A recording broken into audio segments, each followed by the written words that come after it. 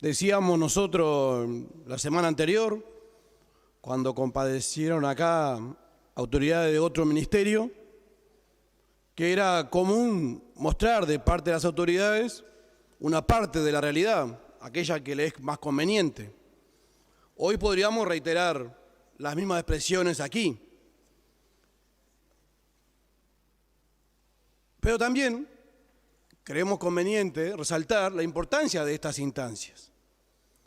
Porque gracias a estas instancias, a las propuestas que se han hecho desde el Frente Amplio, las críticas que se han hecho del Frente Amplio, las propuestas que vienen de las organizaciones sociales en general, particularmente los trabajadores nucleados en el PIT-CNT, hace que las autoridades, esas visiones parciales, reconozcan que tienen que atenderlas y hoy estamos discutiendo ellas.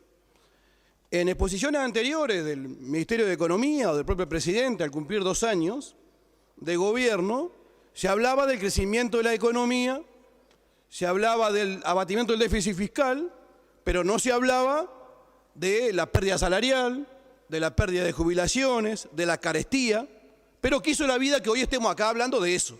Fue más fuerte que ese impulso de dar una visión parcial de la realidad. En estos días leíamos algunas declaraciones de un diputado oficialista que adelantaba que iba a venir acá a defender con toda la fuerza la política económica del gobierno, porque decía que se inspiraba en una filosofía, ideología, que fue la que permitió ganar el gobierno, a lo que hoy son gobierno. Y eso nosotros lo vemos como muy positivo, que se reconozca que lo que está detrás y lo que inspira es una ideología. Porque ¿cuánto nos dijeron a nosotros que habían muerto las ideologías? Así que se reconozca eso, es importante, es positivo. Y esa filosofía, esa ideología, fue la que inspiró en los periodos anteriores críticas feroces al Frente Amplio en el gobierno. Terribles críticas, que fueron generando un estado de situación en buena parte de nuestra población, un sentido común que los hizo ganar las elecciones. Y ahora que estamos llegando a poco de llegar a la mitad de este periodo de gobierno, es bueno que nos preguntemos algunas cosas. Por ejemplo, ¿cómo está el país ahora? Pero más que eso, ¿cómo está nuestra gente ahora? Aquellas cosas que criticaban terriblemente en este mitad de periodo, ¿la han corregido? ¿La han resuelto? ¿La gente está mejor? Esas son las cosas que tenemos que contestarnos hoy, más allá de la diversidad o no de temas. Y entonces ahí tenemos que ir, obviamente, con algunos temas concretos. Acá estuvo muy presente el tema de la pobreza. En el periodo anterior, los que eran oposición criticaban que en los últimos años había aumentado la pobreza. Visión parcial, porque no decían que esos mismos gobiernos habían bajado la pobreza que dejaron los gobiernos de derecha del 40% a menos, a un dígito. Pero así, insistían en cómo la pobreza había aumentado en esos últimos años, 2019 particularmente. Ahí teníamos el 8,8% de pobreza. Llegaron al gobierno y en el 2020 la pobreza aumentó al 11,6%. La excusa es la pandemia, obviamente. Pero al año 21, cuando mejora la situación sanitaria, dicen que la pobreza disminuyó, pero se establece en el 10,6%. Yo entiendo que cuando hablamos de números, de porcentaje, es difícil hacernos entender. Pasamos gran parte de nuestra vida dando clases de matemática en secundaria y siempre es difícil la comprensión de los números, de los porcentajes. Pues hay que ir a buscar formas concretas, ¿no? Ejemplos que nos puedan hacer entender. Quiere decir que en el año 21 tenemos casi un 2% más de pobreza, de pobres, que en el 19. Casi 2% más. ¿Qué implica eso? Cuando hablamos de un punto en este país, hablamos de 35.000 personas. Por lo tanto, estamos cerca de 70.000, 60.000 y pico, más pobres hoy que cuando gobernaba el Frente Amplio, o cuando asume el gobierno esta coalición. Si tenemos más pobres hoy, entonces, señor presidente, tenemos un país más desigual con este gobierno. Tenemos un país más injusto con este gobierno. Nos hablan de que la economía crece.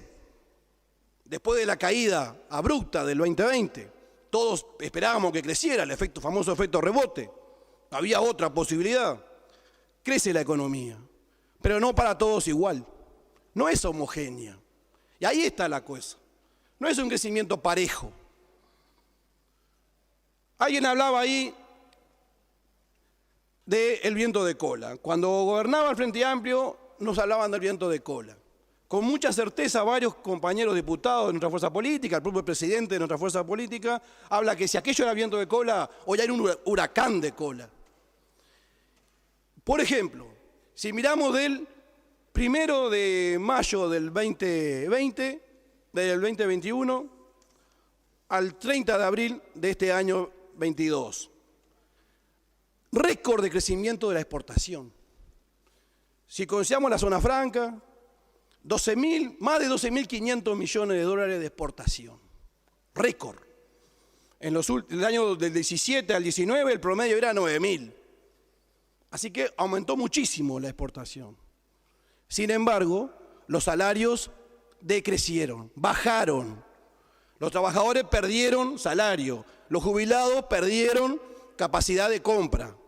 Entonces estamos en un país más desigual, un país más injusto.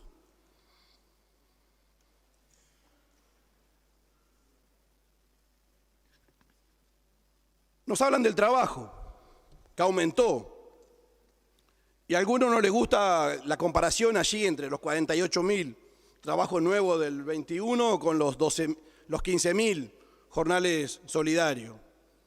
Hay que recordar que en el 2020 se perdieron 60.000 puestos de trabajo. Así que no alcanzamos a recuperar eso. Y no les gusta hablar de que, bueno, resaltamos que jornales solidarios, 12.500 pesos en principio, acotado, limitado en el tiempo. Ahora quedó la mitad, 6.000 y poquitos pesos. Eso es un salario. Con eso puede vivir dignamente. Bueno, eso es lo que toman como recuperación. Si no les gusta hablar de eso, vamos a ir a otro indicador, la masa salarial. Si mi nieto me pregunta qué es eso de la masa salarial, le tengo que decir, bueno, multiplicar la cantidad de empleo por el salario medio. Y eso es una forma aproximada de ver cuánto de ese dinero va a los trabajadores, cuánto se apropian los trabajadores. Ahora resulta que esa masa salarial creció 1.6 y la economía creció 4.4, casi 3 veces más. Quiere decir que si el país crece casi 3 veces más que lo que los trabajadores se apropian, son otros los que se están quedando con esa inmensa parte de la torta. Entonces, si unos mucho y otros nada o muy poco, estamos en un país más desigual, más injusto. Pero además, si cuando se quiere explicar que eso es por un momento, que es un momento que hay esa diferencia y después va a crecer la masa salarial, si miramos las proyecciones de este propio gobierno, con sus técnicos, se habla de que al terminar el periodo de gobierno, el PBI va a estar un 12% por encima de lo que estuvo en el 19. El empleo más o menos puede estar un poco mejor, pero en el mejor de los casos, si cumplen con lo que prometido, de que al terminar el periodo va a volver el salario a lo que fue al inicio del gobierno, en el mejor de los casos, quiere decir que nuevamente va a crecer mucho más la economía que la masa salarial. Así que lo que nos están prometiendo es que cuando termine este periodo de gobierno vamos a tener sin duda un país mucho más desigual, mucho más injusto.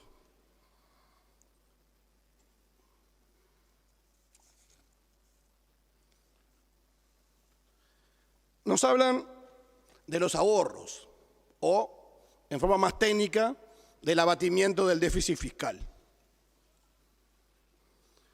Allí, en forma obsesiva para nosotros, es lo que toman siempre como primer línea de trabajo.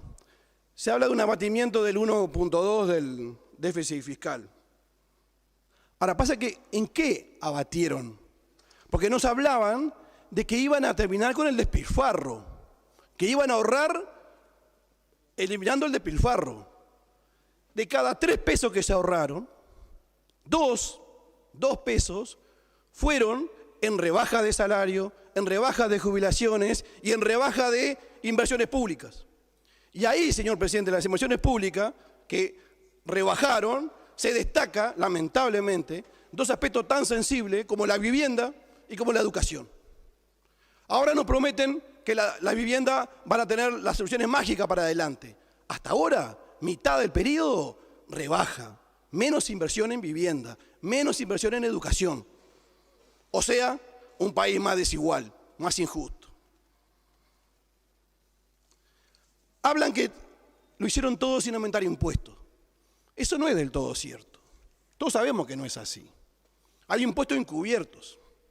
Si recaudaron más, porque eliminaron el 2% de descuento en el IVA, en las compras con tarjeta, recaudan más. Con más impuestos. Le den el nombre que le den. El impuesto COVID, el fondo COVID fue a los empleados públicos. Fue más impuesto. Datos de realidad.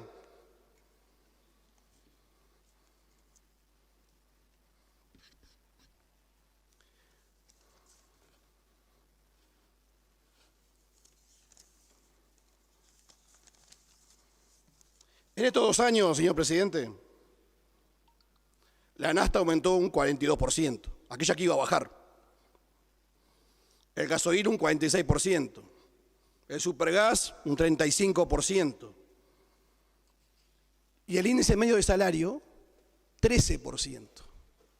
Lejísimo el índice medio de salario de lo que aumentaron estos productos tan importantes. Si aumentan tanto estos productos, tan distante del aumento de salario, tenemos un país más desigual, más injusto. Se amplió la diferencia entre los más ricos y los más pobres.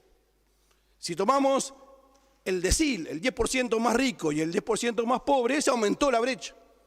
Hay más diferencia. Por lo tanto, un país más desigual, más injusto.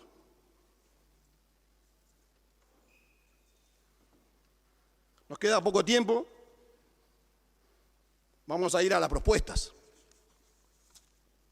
Ahí siempre nos da la sensación de que se anuncian propuestas por parte del gobierno con bombos y platillos y con trompetas. Y después, cuando llegan, y además esos anuncios se canalizan generosamente por los grandes medios de comunicación, que si no quieren que le digamos que son afines al gobierno, bueno, podemos decir que tienen una sensibilidad especial para difundir esos anuncios del gobierno y no otras cosas. Pero después quedamos con gusto a poco, a destiempo y muy poco. Para poder entender esto de muy poco, se habla de 40 o 50 millones las medidas anunciadas el martes. Lo que ahorraron extra, porque se habían propuesto ahorrar determinado porcentaje y ahorraron más. Eso más que ahorraron son 350 millones. Ahorraron de más. No esperaban esa plata. 350 millones. Esta medida que anunciaron el martes es menos de la 7ª parte de eso. Si será poco. Poquísimo. Pero además, en concreto, las medidas, además de lo tan poco, lo insuficiente, tienen algunas cosas interesantes. Hablan, por ejemplo, del IVA personalizado. Pues es interesante, ¿no? Pero ¿cómo lo van a hacer? Con tarjeta, con medio electrónico. Eso que tanto renegaban cuando el Frente Amplio era gobierno, ¿no? La inclusión financiera. Después hablan de rebaja de aranceles y alguna cosa que puede ser peligrosa, de menos controles, que puede ir a la calidad de esos elementos, pero hablan de tres, según nos dicen los compañeros del Cuesta Duarte, un 2% de la canasta básica. No es nada, es un pellizco.